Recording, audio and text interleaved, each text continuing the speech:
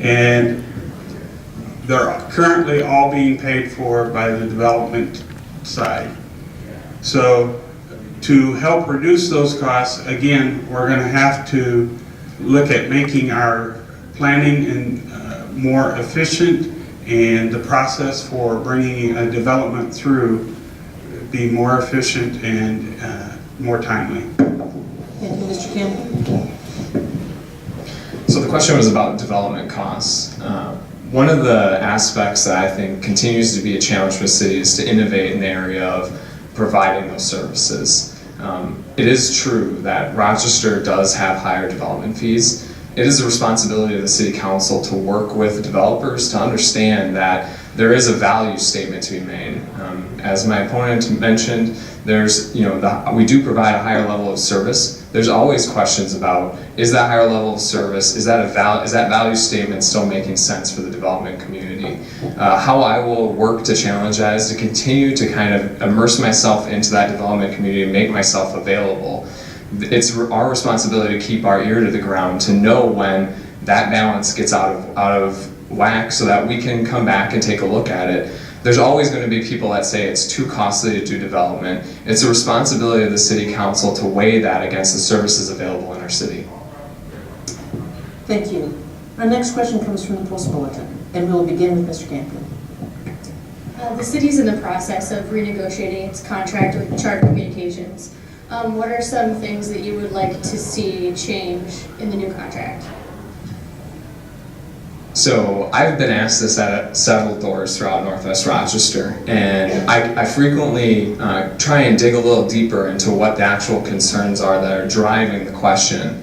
The franchise contract is significantly limited in what we have the ability to legally ask of Charter. What I hear frequently throughout Northwest Rochester are people are frustrated at the cost of service, that people are frustrated at the availability of service, and that they're frustrated with the response times of our single provider in town.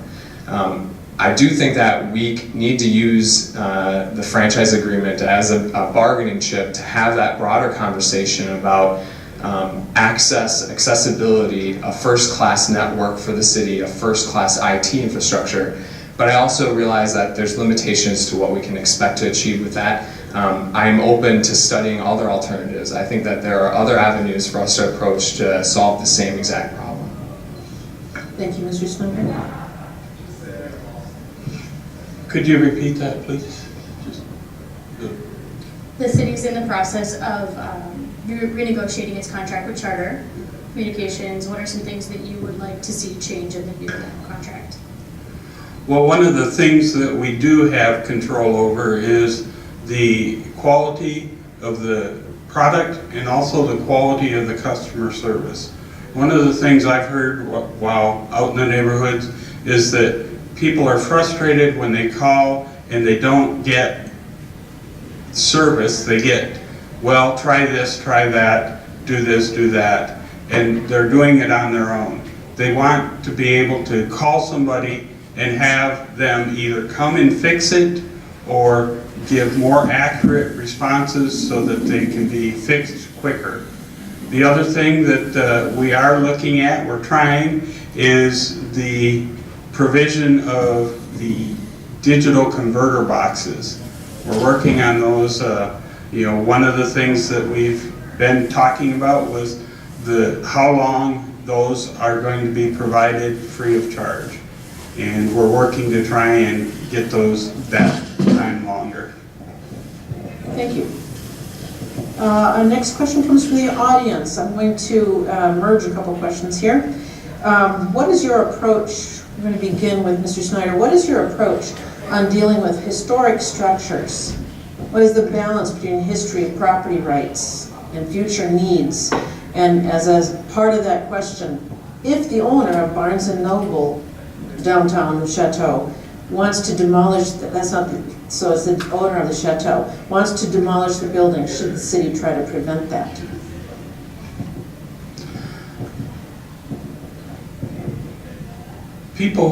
The property rights of property owners are very, very important. And would I move to prevent the demolition of the Chateau Theater? I would work very hard to avoid that. I would, look and see if there are any incentives we could do to prevent that from occurring. I would also make sure that they were following the law that's currently in place, since that is already on the Register of Historic Places. So we would have to make sure that they are following all of the laws. But again, when we start talking about taking away people's property rights and telling them you have to do this or you can't do that, I tread very lightly. Thank you, Mr. Campion. As an observer of the historical preservation process in Rochester, I've reached the conclusion that the most dire consequence of our current process is that an unpredictable outcome scares everyone. An unpredictable outcome isn't good for the community. We can't rely on the process to save the landmarks that we hold really dear to us. On the corollary is, an unpredictable process doesn't serve the development community either. The development community then becomes scared of buildings that could possibly be marked historic. As your city council person, I will work to make sure that the process is predictable. I think that is the way that we save buildings. We don't save buildings one at a time at a city council meeting having arguments. We need to work to make sure that the process yields predictable results that the community can hold us accountable for. That's the responsibility of the city council, and that's what I would work to do. Thank you. Our next audience question will begin with Mr. Campion. Rochester is currently a bronze-level bicycle-friendly community. What do you think the city needs to do to improve its standing, and why is it important, if it's important? I don't know what it takes to be a silver or gold ranking, but I think that looking at the DMC plans, looking at the opportunities that are put forward by the comprehensive plan, now is the time to get that input from the community about what they hold dear. And walking through Northwest Rochester, I'm reminded of witnessing a family as I'm walking up with my brochure trying to talk to them, getting their kids into that tow behind, setting off on the Douglas Trail, setting off on some of our city trails. I know that it's a draw. I know that it's one of those things that during the summer people enjoy using. It's a thing that these bike paths are exciting for them. I think that it has to continue to be a point of improvement for our community. Bikes are becoming a transportation option, and as we look to branch out and become more accommodating for all the different types of travel, I think it's important that we continue to make that investment. I would support looking at ways to be efficient and improve that investment. Thank you. Mr. Snyder? I'm not sure exactly what steps would be required to move up to the next level. I have not looked at that. I feel that we do have excellent biking and pedestrian facilities around Rochester. We currently have a complete streets policy in place that will require pedestrian and all modes of travel be accommodated. That needs to be used, but we also need to have common sense. And there are some places where you don't want bicycles and you don't want people, you don't want pedestrians on the roads or in the right-of-way. So we need to make sure that in those cases we're providing those facilities separated from the roads so that they are safe for people to use. Thank you. Yes? You're keeping track of everybody to turn the... Yeah? Okay. So I think we do have a complete streets policy. I wanted to rebut just because I want to reinforce how important it is that we don't just have the policy, but that we enact the policy. And what I've seen and what has become a concern for me is the policy's on the books, but we piecemeal, sometimes apply it, sometimes don't. And it's not really, that isn't how you build an interconnected system that allows for that sort of transportation. I would really like to encourage developers to embrace it. I would work as a city council person to promote its wide usage. Thank you. Our next question from the audience regarding tax dollars. We will begin with Mr. Snyder. Do you believe any elected official should sign a non-disclosure with any local business when citizen tax dollars are involved, and why?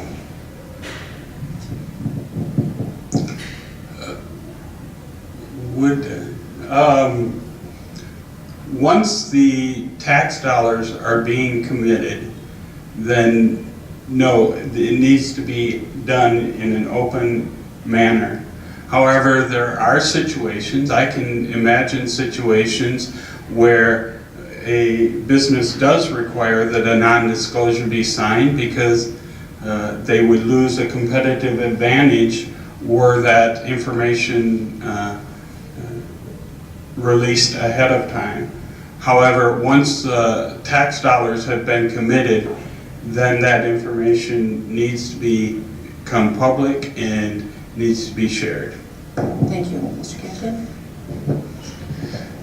As I stated earlier, I think the number one responsibility of a city council person is to represent their ward.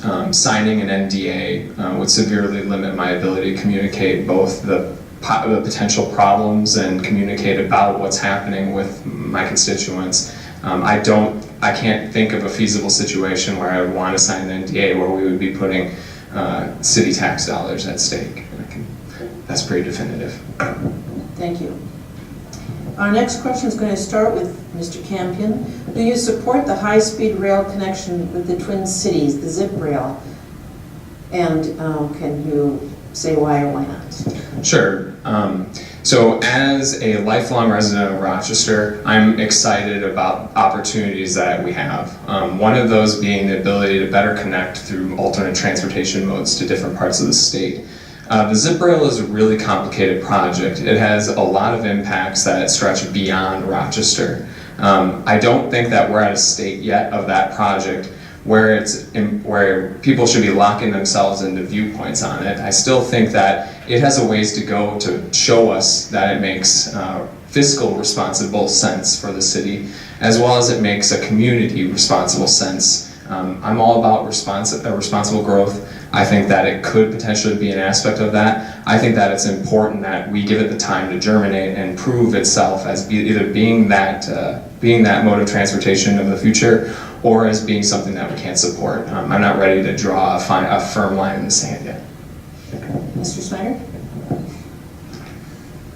The zip rail would tremendously improve the connectivity between Rochester and the Twin Cities, allowing for commuters that would work in Rochester, and also for people that want to go from Rochester up to the Twin Cities, either for work or for entertainment and shopping. So I do support the concept of the zip rail.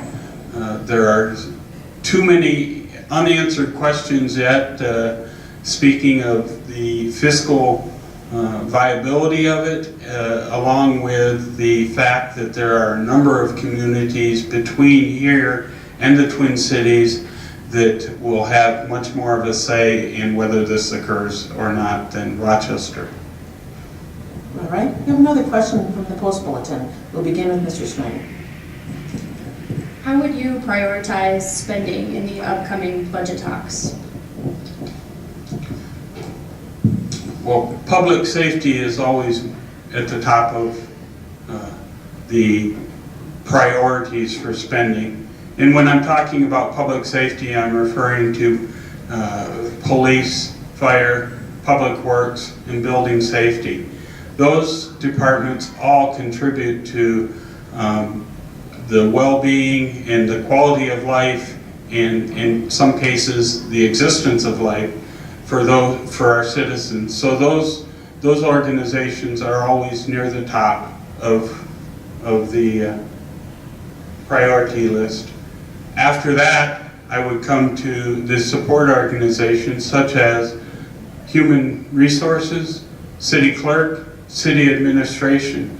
An organization cannot run without those supporting organizations that allow the employees to be paid correctly, have the rights protected, and also be directed correctly.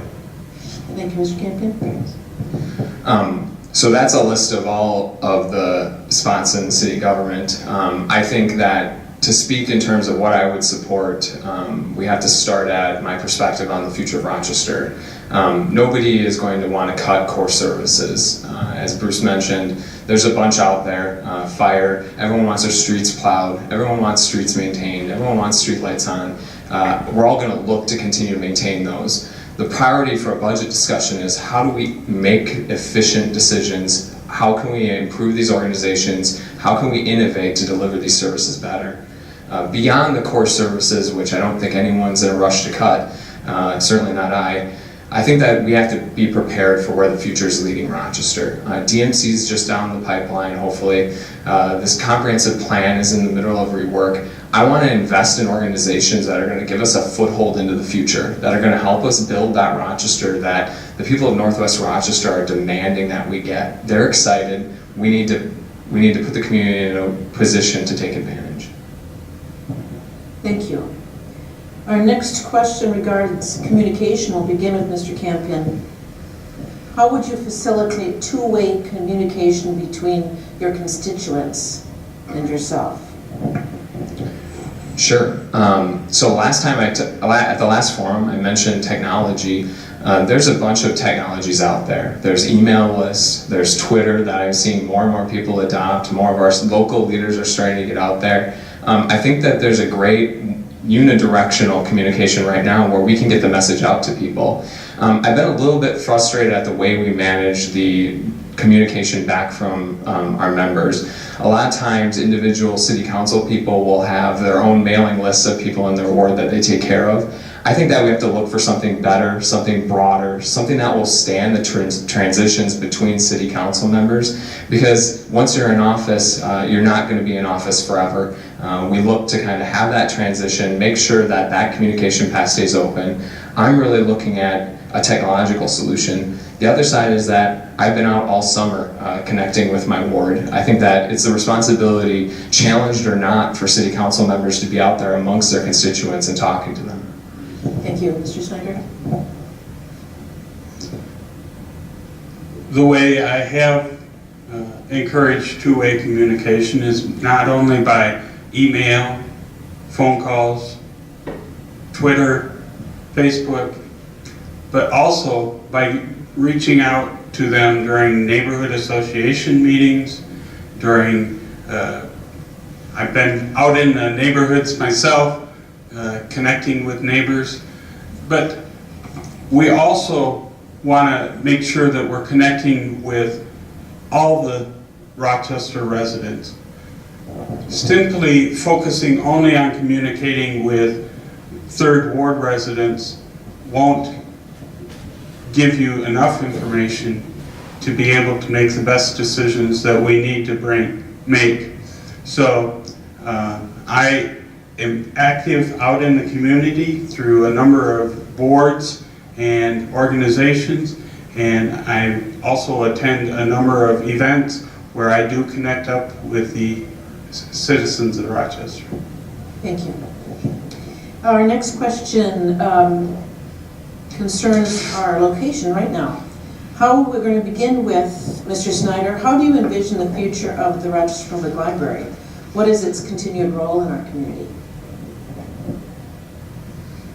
The continued role of the Rochester Library is to serve as something as it is right now, of a meeting place, of a place where people can come, meet with their neighbors, meet with people that they don't know, and have a chance to organize their events here. I also envision that the Rochester Library will expand.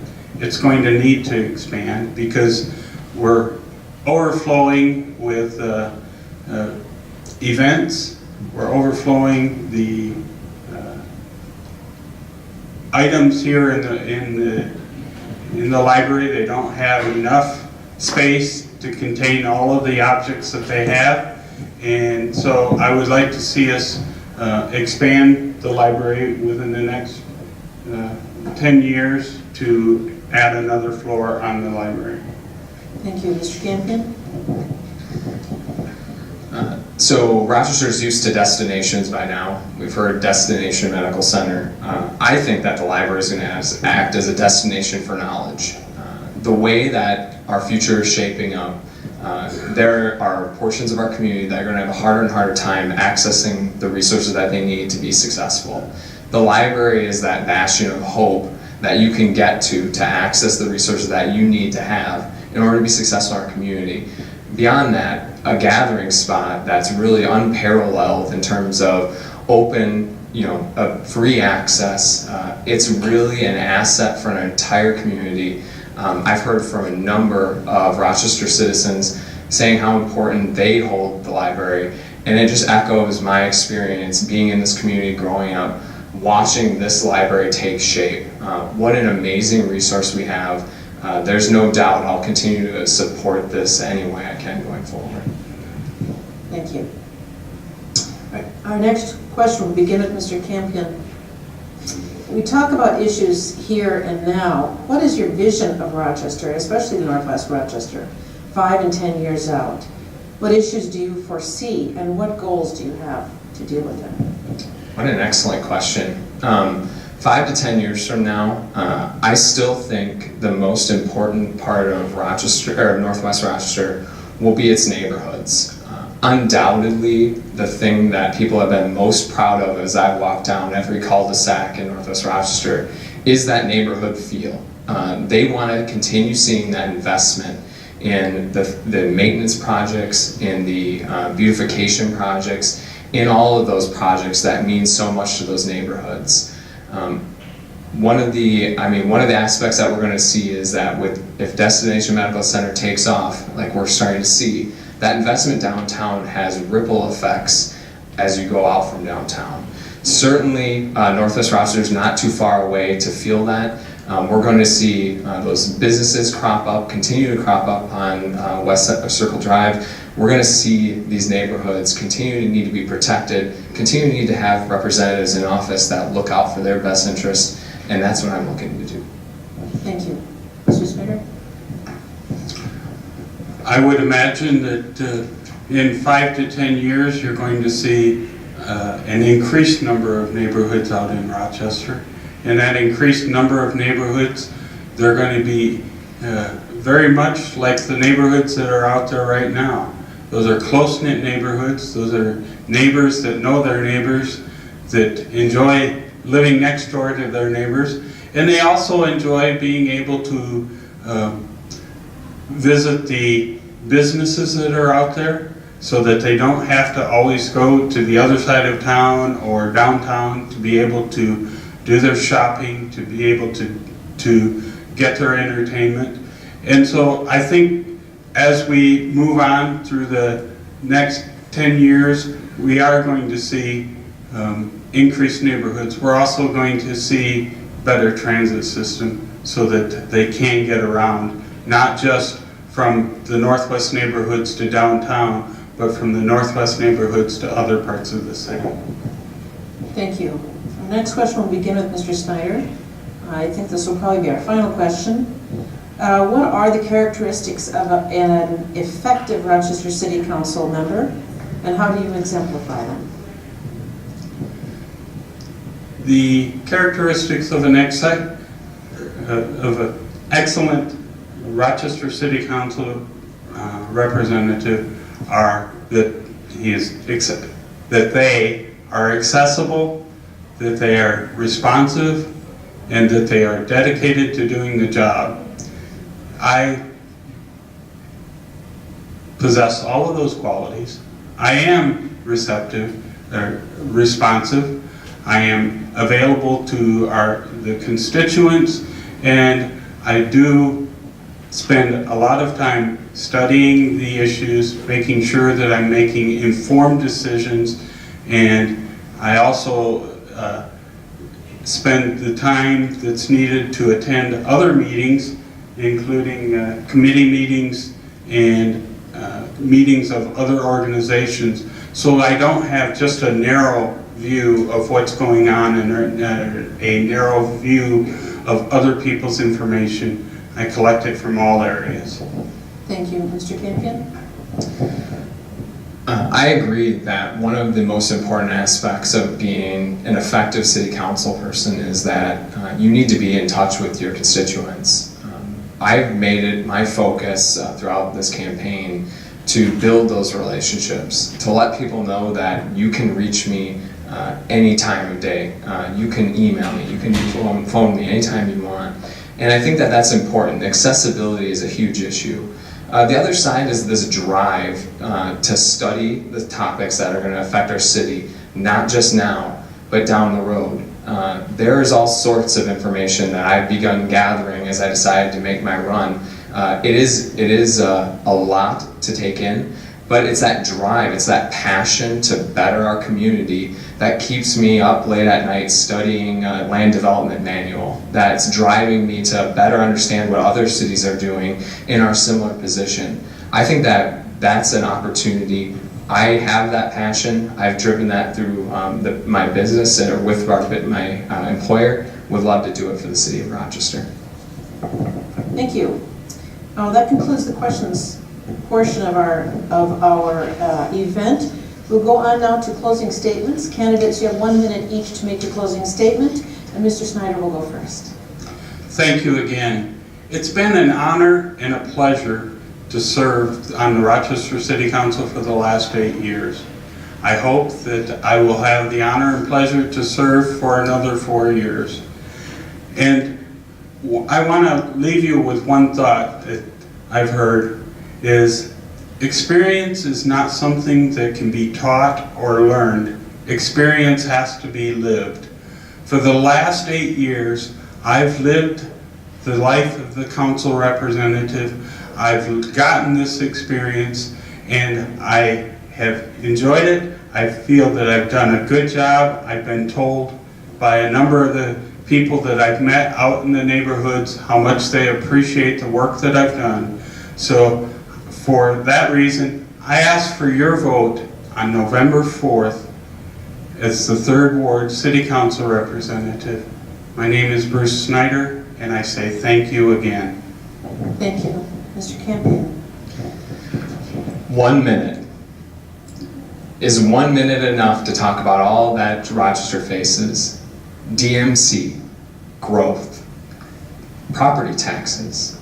There's all sorts of problems that face our city that are far too complex to handle in this context.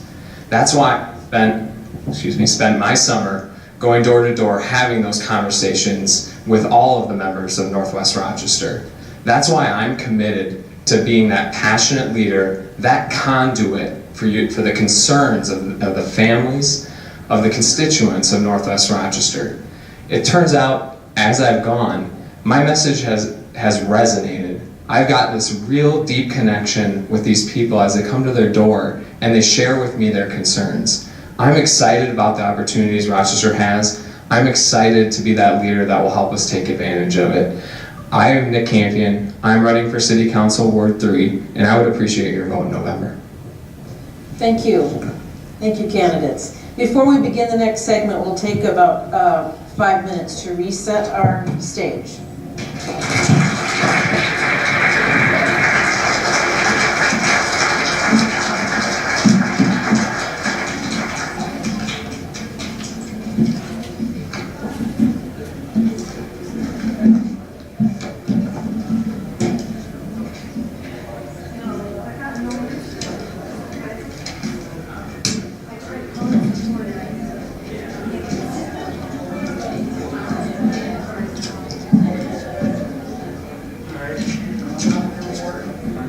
Oh, thank you. Thank you very much. Awesome. You get the revenue.